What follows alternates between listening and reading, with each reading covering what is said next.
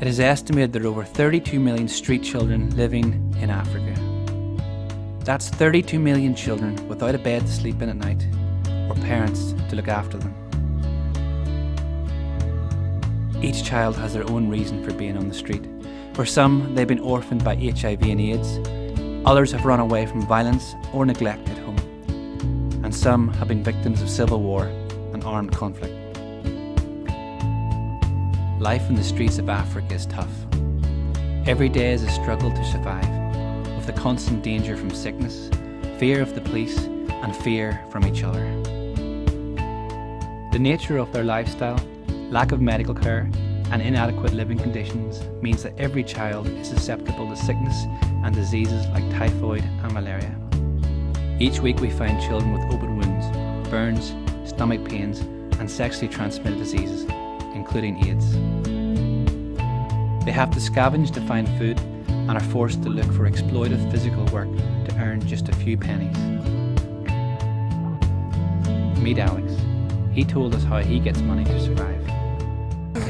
Nozikola otya?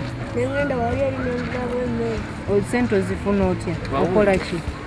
Okola ki ddala? Ngenda mu kiseka ngenda ne bampa n'olonda ki scrap n'olonda scrap ne bampa ngenda wali ku kilo ne bampima ne bampamu ezivuddemu ngenda n'endya emmere. Alex has lost what it means to be a child.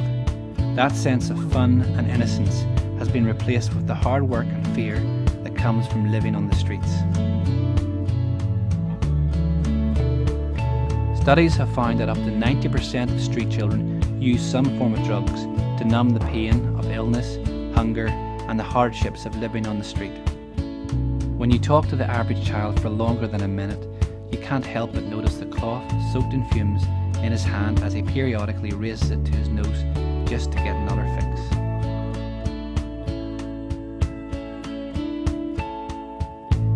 At Abaana, we decided that we can't just stand back and let this happen.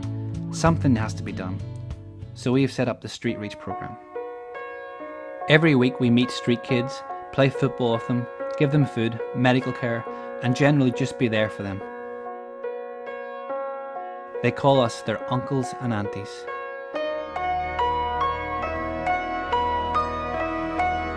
Here's Isaac to say a few words about his experience of Street Reach.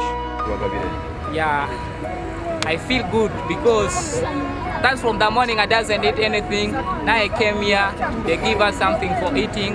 I thank for our aunt who give us food, and our uncles and our visitor who came today to bring us food.